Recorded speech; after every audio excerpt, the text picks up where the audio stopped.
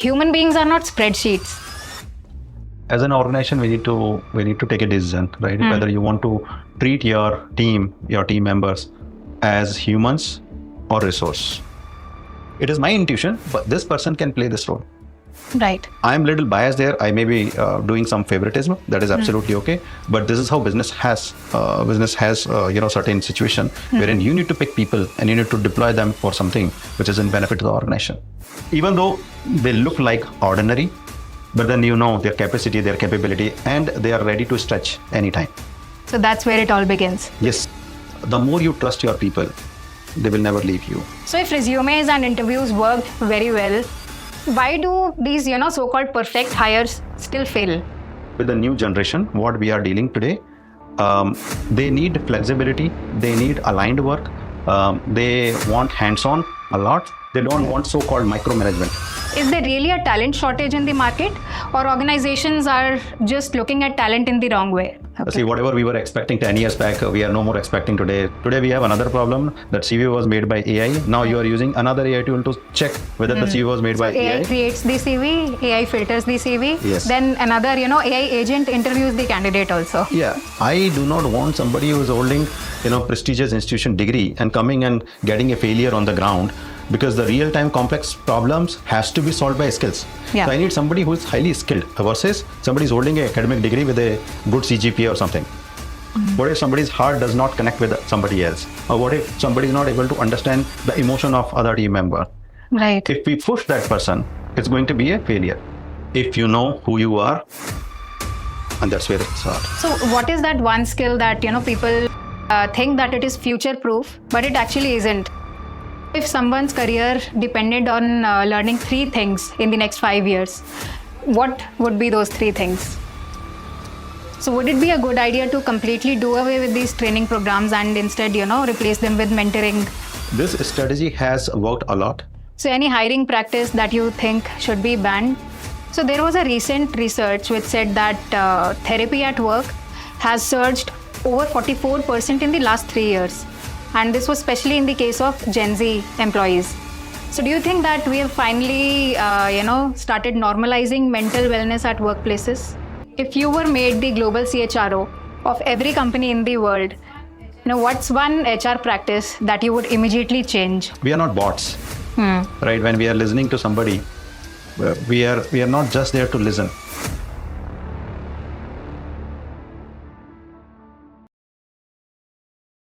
Every organization says that people are their greatest asset. Yet, despite having more technology, data, tools, and assessment applications, companies across the world are still struggling with hiring, developing, and retaining great talent. So perhaps the bigger question here is, have we become better at managing people or just at measuring them? To explore this and much more, I am delighted to welcome Mr. Subnesh Sharma, who is currently the Senior HR Director at a technology and manufacturing company and comes with over 21 years of work experience across global HR operations. Subnesh, welcome to this episode of Corporate Curiosities. Thank you so much, Jasleen, for this welcome. I would like to start by asking, is there really a talent shortage in the market, or organizations are just looking at talent in the wrong way? What I will quote is, it's not really talent shortage. It's the right skill set which is not available in the market. You can call it talent shortage to an extent, but not fully. Reason being is because opportunities are being offered to all the candidates. They know what is being expected out of them, but do they have curiosity to develop and learn and acquire new skill set which is being desired by the company or not? And then you can correlate whether it's a really talent shortage or not. In most of the cases, what happens is when we are looking for a specific skill set, we identified people know, but then they did deep dive into it. And since they did not do deep dive into it, the fitment becomes a challenge. So when somebody comes and claims, yeah, I know everything, or I know XYZ technology, at a superficial level, they know. But the moment you go deep into it and you want them to actually solve some real-time problems, they're not able to do it. Yeah. So it's not a real talent shortage. It's like talent is available, but then they did not dig They did not go deep into the technology so that they can become a better prospect or better fitment to the requirement. That's what I feel. So do you think the definition of talent has changed over the last decade? Yeah, it has changed significantly. Okay. See, whatever we were expecting 10 years back, we are no more expecting today. For example, I think 10 years back, the skill set was needed like, you need Java expert, you need .NET expert, you need so-called Angular or mini stack and so on and so forth. Right. Today, you need AI. Yes. You need somebody who has good AI prompt engineering, right? Somebody who understands what you can draw out of a cloud engine versus writing down the complete code your own. So there is a drastic change, significant change, which is visible, evident to any organization even across the globe. In especially in our case, we have seen the product code what we were writing. We are still writing, but then understanding how this could be better, how it could be optimized. We are still leveraging certain AI tools for that. Okay. Since it is NDA driven, we cannot leverage the same code as it is. But yeah, understanding the logic and apply it in your own is what is being expected. So when it comes to a question like talent skill has been changed, yes, drastically it has been changed. Today, the aids or the tools which are available to you, you should learn how to use them versus having a so-called traditional approach of writing everything your own. This is what I feel is a significant difference. Right. Yeah. So if you were hiring a 25-year-old today, what would impress you more than just a prestigious degree? Skills. Skill is the currency. See, today's problem statement is not same as earlier. Right. And whatever was there earlier was fixing the problem earlier, not today. True. Today, the environment has been changed drastically. I do not want somebody who is holding, prestigious institution degree and coming and getting a failure on the ground, because the real-time complex problems has to be solved by skills. Yeah. So I need somebody who is highly skilled versus somebody who's holding an academic degree with a good CGPA or something. And this is the same approach we are following. We are leveraging an opportunity wherein we are talking to institutions, colleges, universities. We are demanding resources, but at the same time, we are flexible in offering something which is not so connected with academic records directly. We are giving internship opportunities so that we understand somebody is a good fit from a skill point of view, irrespective of what academic grades they are having today. And we are allowing them to work with us. This strategy has worked a lot. Somebody, because of whatever reason, is not able to score good in academics, absolutely okay. But what if his so-called IQ is great, logical building is great, or understanding the business situation, business problem statement is very good? We would be more keen to adopt that resource versus somebody who is holding, great academic accreditations. Right. And this is not with us. What we have seen is in most of, in our HR circle also, whenever we are talking, right, most of the HRs are pretty much keen in hiring somebody who is skilled. Skill is something which is kind of like, it's a currency today. True. It's a currency today. Skill is the currency. So when the skill is the currency, I need it. Without this, I cannot go in the market and propose certain solution to my customer. It's impossible. So I need a skill. And for that, academics are taking a step back today. This is what I have experienced it, and we are even implementing it in our day in, day out recruitment exercise also. We've built a very sophisticated hiring systems, AI competencies, frameworks, assessment tools. A lot of them have been introduced in our hiring systems. Yet, one of the costliest mistakes that a company can make is hiring mistake, right? So if resumes and interviews worked very well, why do these, so-called perfect hires still fail? Now, in the current situation, if you see, people are looking for challenging job, that is correct. But at the same time, they don't want to get into burnout zone. Yeah. Right? Or so-called stressed work. They don't want to get into it. And even though you are hiring them with a great passion, where the fitment comes on CV, fitment comes during interviews, you cannot decline the possibility of they feeling burnout on the floor, on the in the production house, right? So what happens is, as an individual, as a reporting manager, or as a leader in the group, what you should do is you should keep on observing. Whenever they are feeling stressed out, you give them relaxation then and there, right? Rather than reaching out to a level wherein they, out of frustration, they leave the job, right? That should be your priority. Finding out a right talent by CV is the job done. But Right. the moment you onboard them, you need to find out their fitment, who is good at what, rather than pushing them for everything. Yeah. If somebody is good at coding, you can apply and you can put them into coding efforts. Somebody is good at so-called program management. If you push him or her to coding, it will be a miserable, very big failure. You should not do that. But then the moment you will align them for program management or product management or so-called aligned work, they'll be more than happy. Yeah. And the result will be outstanding. This is what we want. So meaning is, even though CV says, even though interviewer says, yeah, it's a good fit for us, organization has to take care of those individuals once they are onboarded as per their potential, as per their capabilities, rather than pushing them for everything. It is never going to fly. And especially with the new generation, what we are dealing today, they need flexibility, they need aligned work, they want hands-on a lot, and they need flexibility, right? In principle, they would like to go for something which they want to. You just leave them alone, they will finish it and they'll give a handover back to you. They don't want so-called micromanagement, which was being done earlier, right? It's no more needed. You give them a task, they will do it, and that's how their life should be. And also it will allow them to never get into burnout zone, Yeah. which is one of the responsibility of a leader or organization even today. Yeah. So do you think exceptional talent is getting filtered out even before they get a chance to get interviewed, like all these traditional filtering methods that we have? Yeah. Answer is yes, to an extent. But you see how these tools are behaving today. Yeah. Example, I'm one of the desired candidate for a role which I would like to apply for. What I do, I go to so-called AI tool, any of the AI tool, you name it. I make my CV as per the JD, right? Right. And once I make it, I am applying on so-called job site or so-called ATS, applicant tracking system tool, right? They will also screen it as per the JD.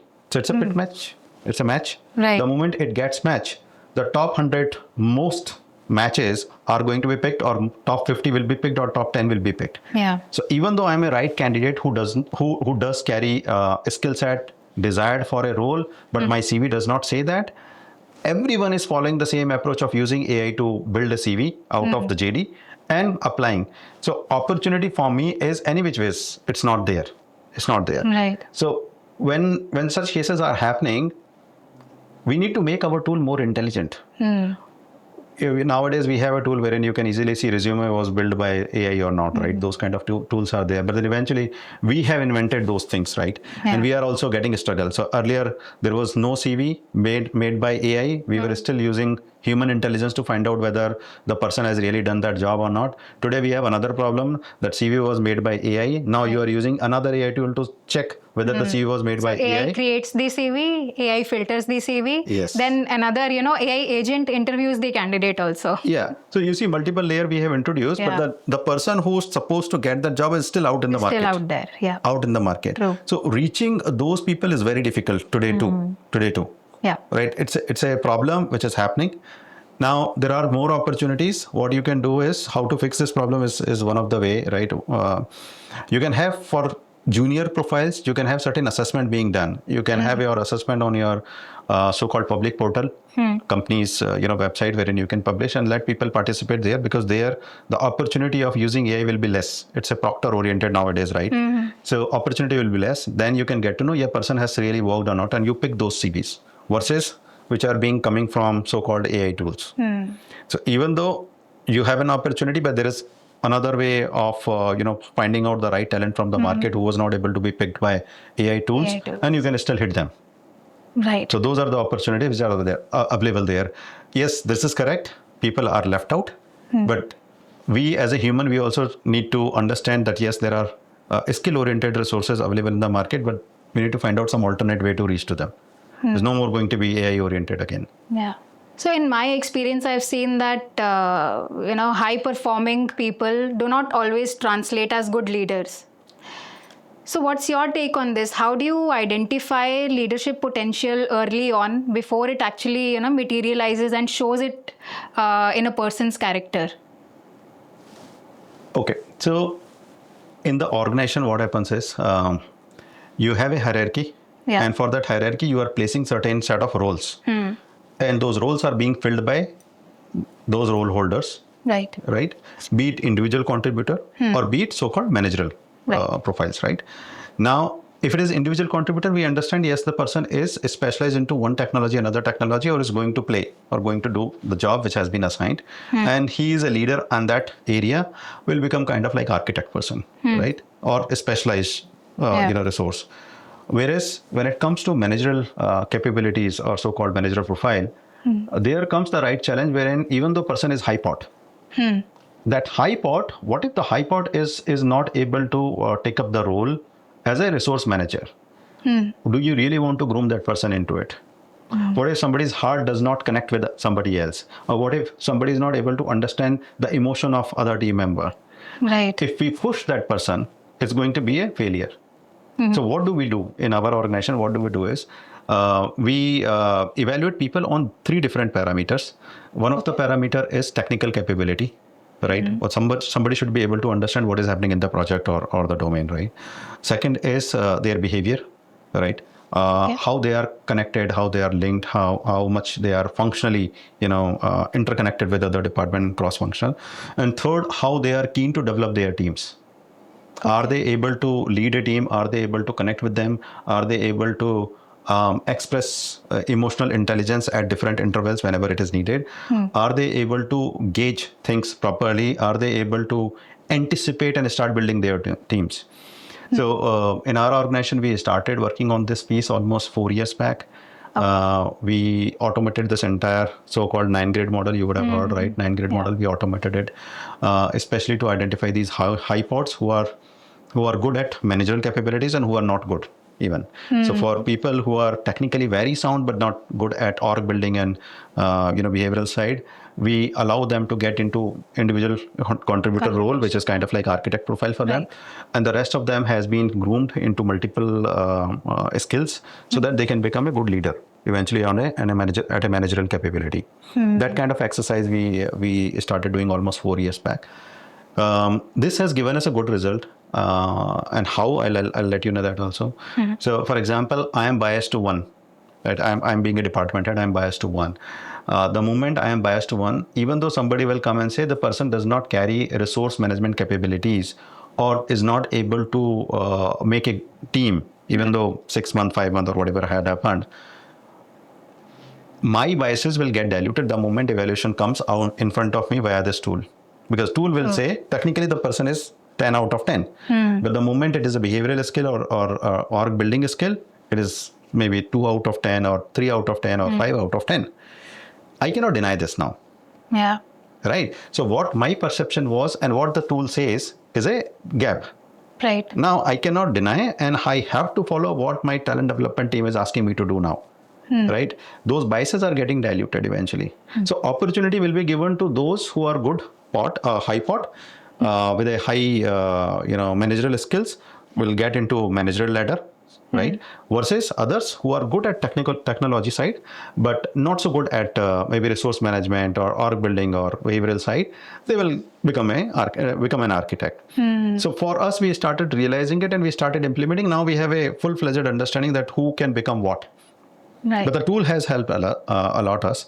And this tool is in-house built. We have converted that entire 9-grade into this. Now, at least today, if you ask me with certain traits, can you recognize the person can become a good RM, good manager, good leader eventually? I can say yes. I have that. Okay. Yeah. So you come from, learning and development background. So do you think that these skills which you just spoke about, they can be taught? For example, empathy, be it consciousness, or, these soft skills, can they be taught or they have to be inherently there in someone's personality? So till the time it is a skill, you can teach them. Right? Only thing is the person should have curiosity to learn. Right. If somebody says, I know everything, you cannot teach them. Right? It's that straightforward. Yeah. So the moment any of the person is coming and telling, okay, I would like to become this, you need to find out where the differences are, where the gaps are, and try to give them either training training is one set just to establish the foundation, then the mentoring, and eventually coaching. These are the three principles by which you can groom anybody. So even on skills like these, like soft skills, empathy, can we create a framework maybe to teach these to someone? We can teach, but then the person will not be 100% like somebody who for whom it is coming automatically, right? Yes. So it's like mother and a father. Yeah. Right. Emotional intelligence comes automatically in mother, right? She is more aligned. She is more curious. She is more listening. She is more caring. She is more loving. But the moment it comes to father, maybe a little less. Right. Maybe a little less. Right. Both are different, and hence the personality, what you want to choose to pick the role. If you think emotional intelligence should be there, so-called behavioral skills should be there, we need to see whether the person will be able to absorb and exhibit or not. Yeah. The moment you decide it, then the things are easy. What is to be taught, how much to be taught, is what also depends on the individual and the so-called trainer or mentor. Right. Yeah. But so doable. You spoke about emotional intelligence. Like, what role does it play in someone's career growth? Oh, I think if you know who you are, and that's where it starts. Right? Because emotional intelligence, the first thing what it says is you should know yourself. Yes. If I know what I am feeling today at this moment and I am able to express it, things will become easy. Yeah. Not only for me, but for the people who are around me. Right? So when you want to build your career, you should know where you want to reach. And for that, who is going to be the right mentor, right guide, or so-called godfather in certain cases, who can take you there. But do you know where you are lacking? Do you know what is your plus point? Do you know what is your so-called improvement areas? If you know it, then only it will happen. Just by claiming, it will never happen. Right? So knowing self is the first point, the foundation of your career building. Right. Then only you can build. Example, if you want to become, head of HR, for example, right? Just taking an example, if you want to become head of HR, right? But you don't know compliances, but you don't know laws, but you don't know how to greet and meet and, treat people.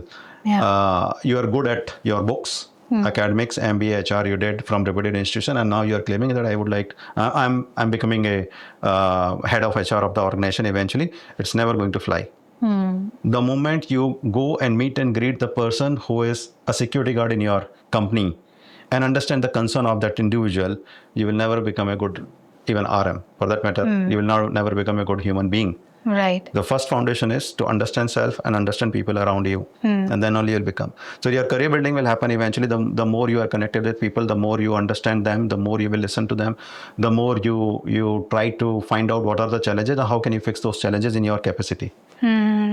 Right. Then you can make your career easily.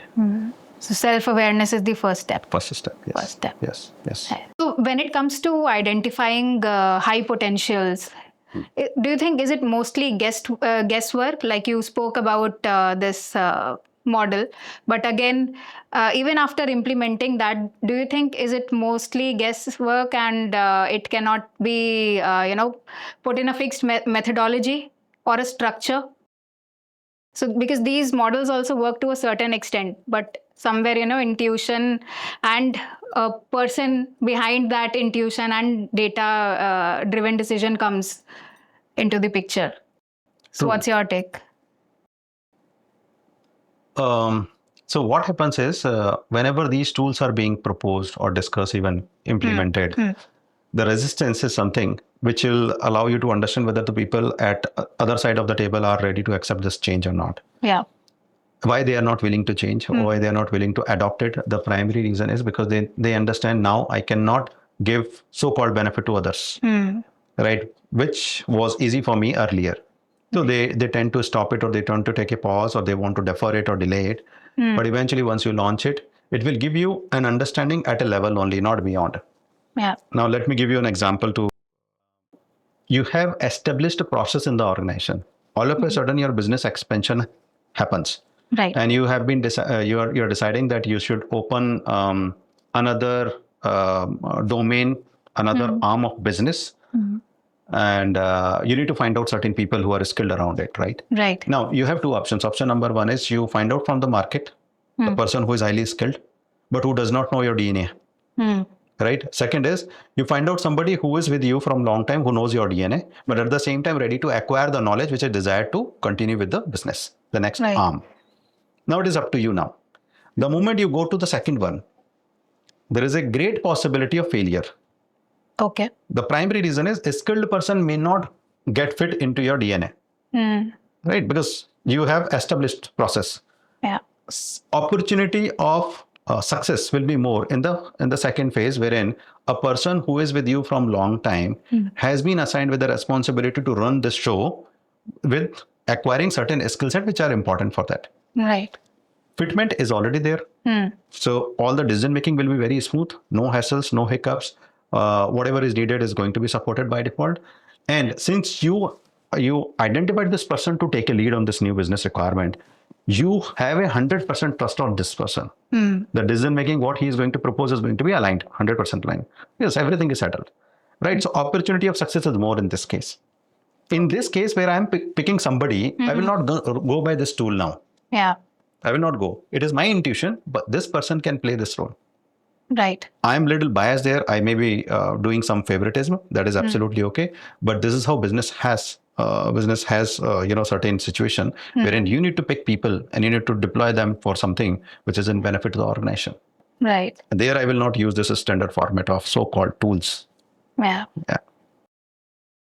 So have you met someone who looked very ordinary on papers, but you decided that, okay, I'll take a leap of faith and give this person a chance? And again, you were right. And the person turned out to be very extraordinary. So has that happened with you? Yeah, many a times. Many a times. Many times. Okay. Since it's a business requirement, right? Yeah. And everybody, you cannot get highly skilled available in the market. So at times you are banging on certain set of people who are under your trust circle, and you give that opportunity to them to prove themselves. First and foremost important thing for a leader is to have certain set of people who can do whatever is required for multitaskers, right? Yes. And even though they look like ordinary, but then their capacity, their capability, and they are ready to stretch anytime. True. And these success stories, at least in our companies, are many. It's not one, many.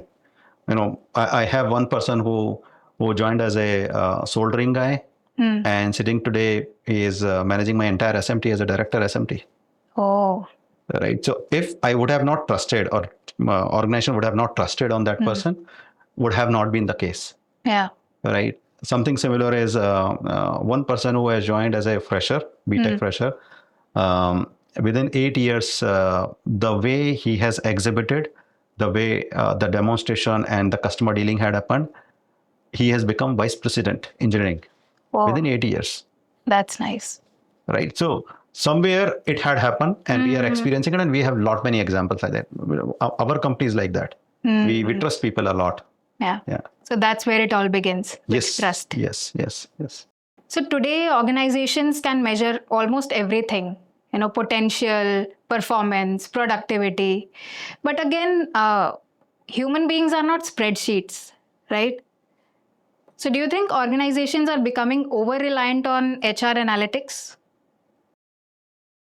No, I don't think so. I think these matrices are important. When you are a small scale organization, you can still give levy, right? The moment you become really process oriented, large scale organization, 10,000 plus base, these matters a lot, because you cannot keep an eye on every individual, right? For you, process should be there in place so that everybody knows what they're supposed to do and how they're supposed to do, and the things will fall into place. Right. So matrices are really important. At the same time, we need to see where we are using those matrices. A small scale, you can skip it, but large scale, it is important. Yes. And I have seen in our case, yes, it is required. I cannot deny that it is required. Okay. Yeah. So, like you said that you are you're saying that HR analytics works and it is required. But so have you made any people decision where you trusted your intuition more than what was written in the data, and you went against it and you thought, okay, no, let's try this, and it worked out well? So as I mentioned, when it is a process gives you an understanding what is right, what is wrong, right? But every time the facts, data facts, what are available to you may not guarantee also that this had happened or situation is like that, right? And there comes your trust in the system or your trust in the people, right? And there are n number of opportunities wherein we go by exception cases. Although we would like to stick to the rule book, but at the same time, exceptions are always there. I cannot deny, even people cannot deny. Example, if somebody has done some mistake, right? It is a mistake. It's not willfully being done, right? It's not intention oriented. So that benefit of doubt should be offered. Though my rule book will say, okay, mistake is done, give this penalty or take this decision. But then benefit of doubt should be offered. Right. Okay. So there I can say, yes, exceptions are there, and I think every organization does that. So coming to AI, what do you think? Should everything be given to AI, or there are certain things which should never be given to AI and there should always be a human in the loop? Yeah, human touch you cannot give to AI, right? Yeah. Some robot is sitting in front of me by saying, "Oh, your family is in trouble, and I would like to assist you." It's never going to happen, right? And I don't like that conversation to happen. Yes, AI is going to support you a lot on number systems, right? Whatever the mathematics you want to do, revenue and all, right? Creating certain analytics out of reports and all. Projects, that's absolutely okay. Let it be. But then wherever you have a human intervention opportunity, it should not be handed over to somebody else. That's what I feel. And as an HR, we are still trusting. Human touch, we don't want to offer to AI 100%. Even though it is possible, but then we are not interested. That touch should remain there. That's the foundation of having so many thousands of people together, because they know there is somebody who can hear us. They know there is somebody who can not only hear but then give us a solution also. They know somebody who is not only listening and giving solution but also supporting us in so many different ways. Right.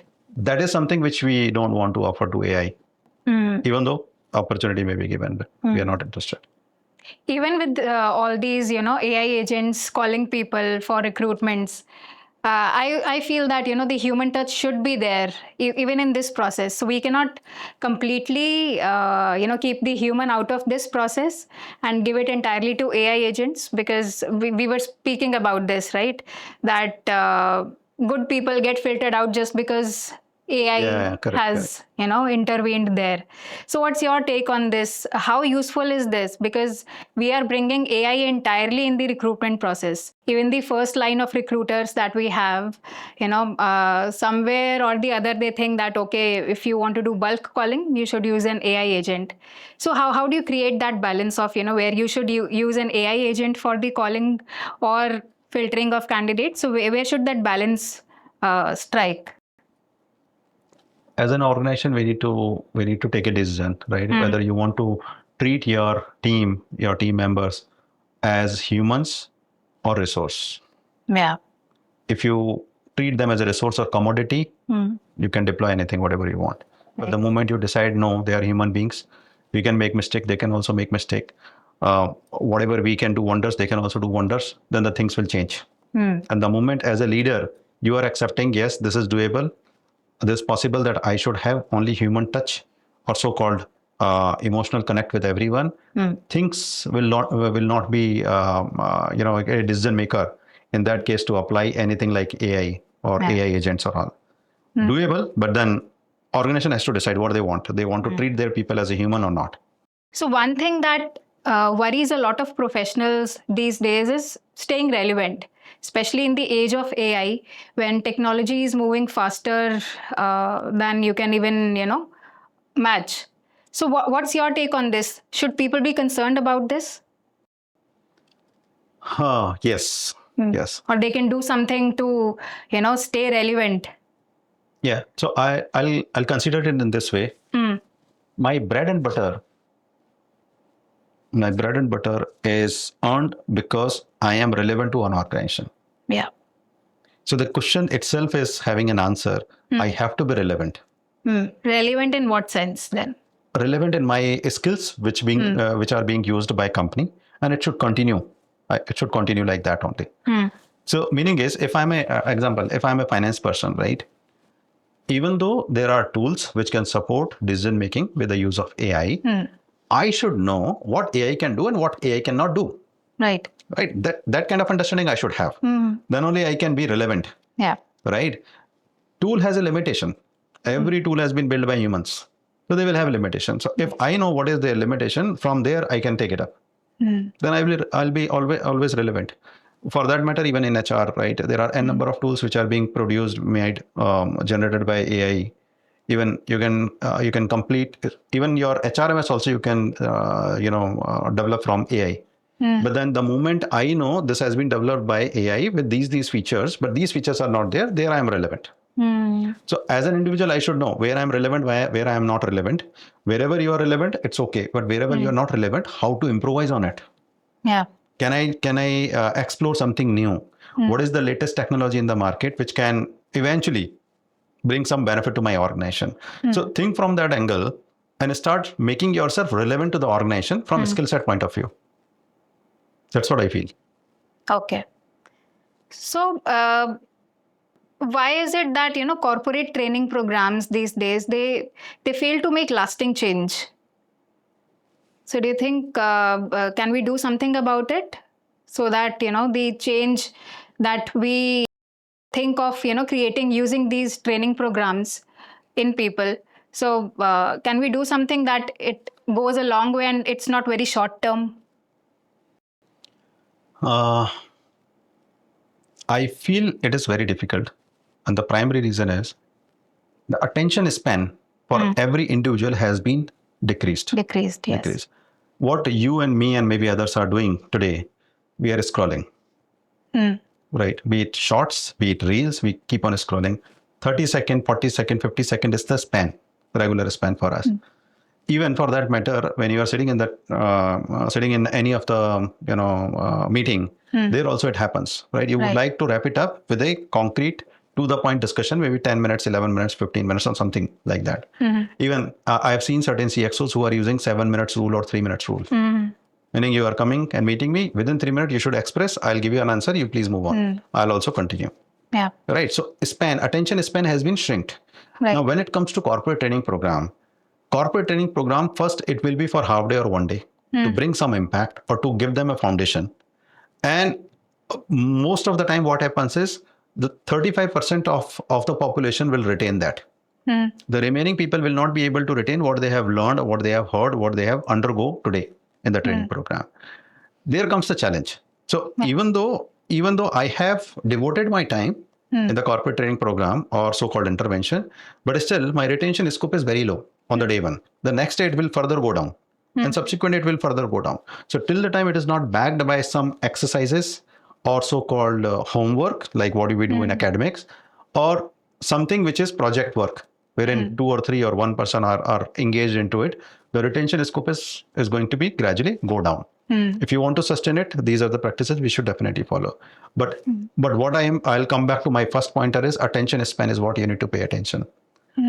If you have less attention span, even while talking to each other, you can easily gauge it. Yeah. Somebody who is talking started scrolling their mobile phone. You can imagine the person cannot sit for half an hour also in the meeting. On top of it, you want to conduct a training program for them for half day or 1 day. It's a failure. So relevancy will come only when you have the right audience for corporate training program, or for that matter, mentorship or coaching principles. Yeah. So would it be a good idea to completely do away with these training programs and instead, replace them with mentoring and continuous, mentoring, in fact, not just, where people meet once in 3 months, 6 months, and then they go away? No, I would not say that. Reason being is because right audience has to be there.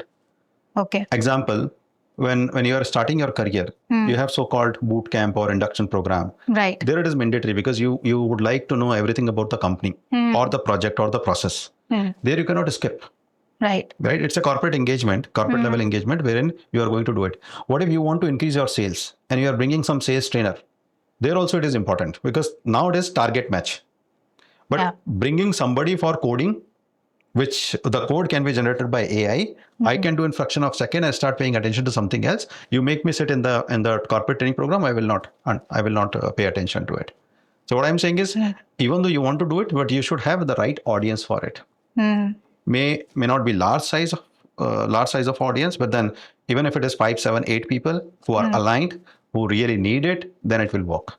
This is supply chain concept, right? And maybe give them proper takeaways so that they can take it with them and remember it for long, and maybe implement in their day-to-day work. So if there is a demand and you fulfill that supply, it will be there. It will remain there. So what capabilities do you think have become more relevant because of AI coming in? Not because of, not despite AI, but because of AI, these capabilities have become more relevant.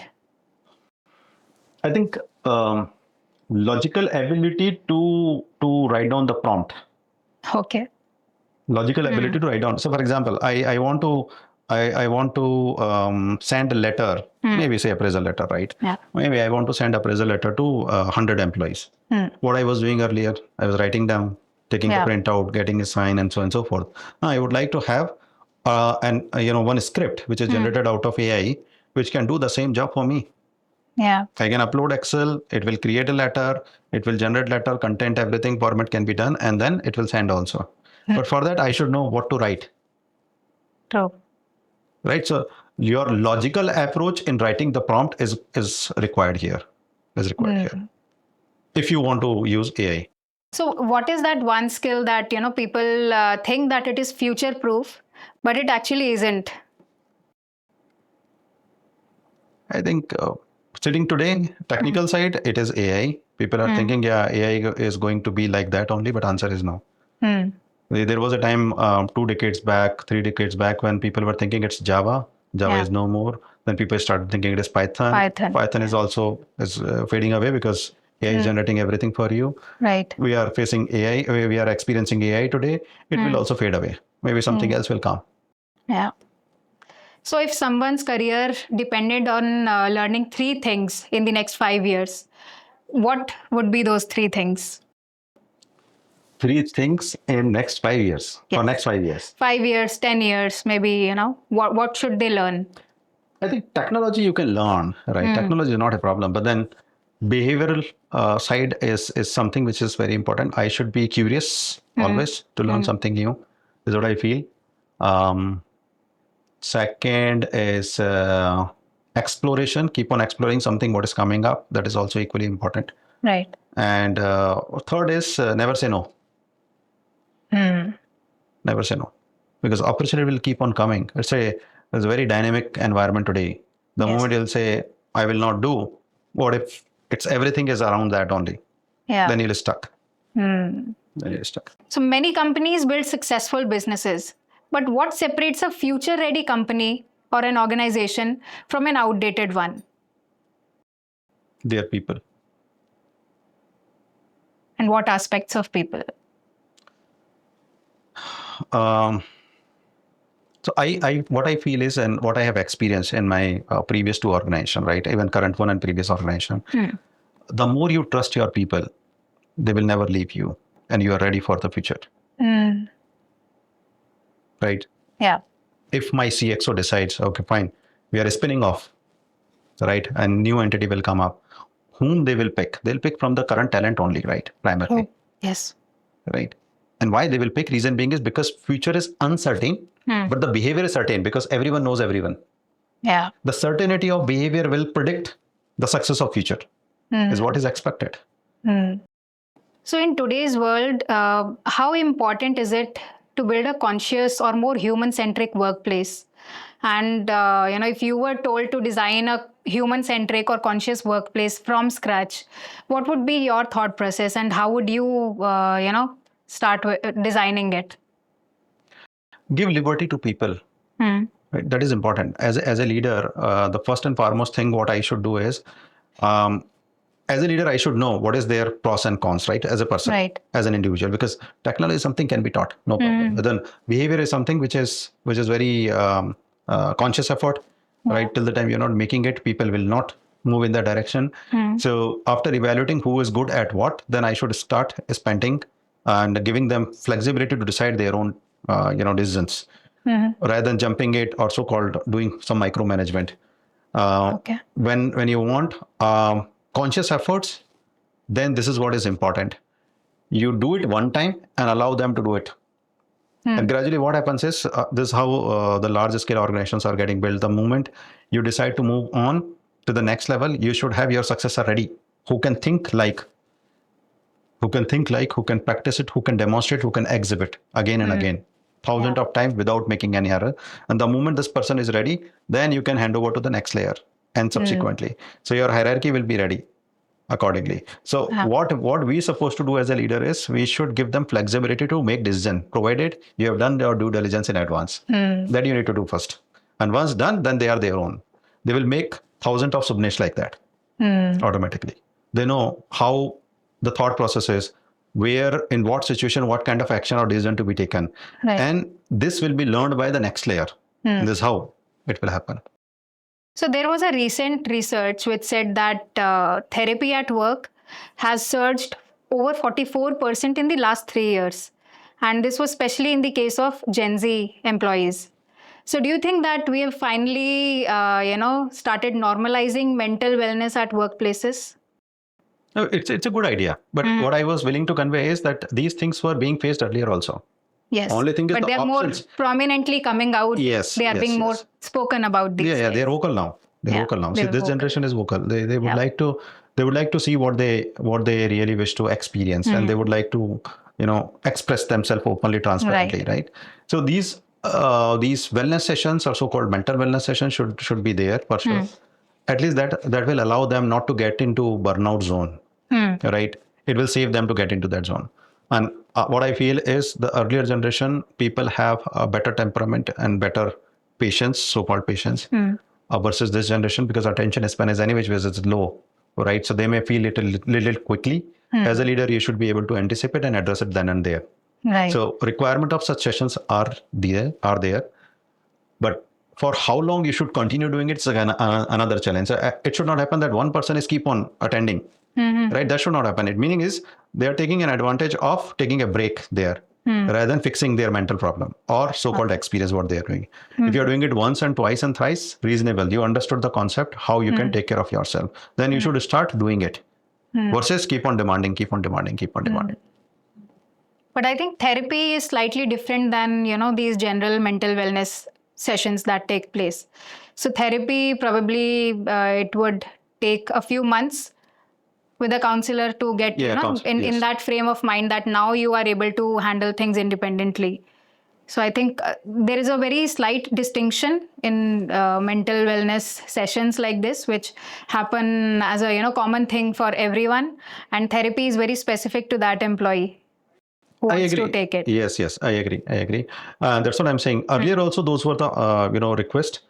But to what extent it was being catered, that we don't know today. But then today we can see, yes, people are demanding it, and we are fulfilling it. As an organization, we are fulfilling it. Yeah, earlier these were not prominent within the organization, but outside people were taking them. You take all big shot companies in India, they all were having these wellness centers also and therapy centers also available. Anybody who was having any disorder, they were being consulted by a clinical psychologist, right? That was being done, that was being offered. So it's not that it was not there earlier, it was less. Now, prominent. Yeah, now people have demanded more. Right. That's how I see. Okay. Yeah. So let's do a quick rapid fire. Oh, okay. Sure. Okay. So first thing that comes to your mind when I say the following. Okay, you have to just choose one. Okay. Degree or skills? Skills. Or mindset? Mindset. Okay. Potential or experience? What is the third one then? Only two. Okay. Potential.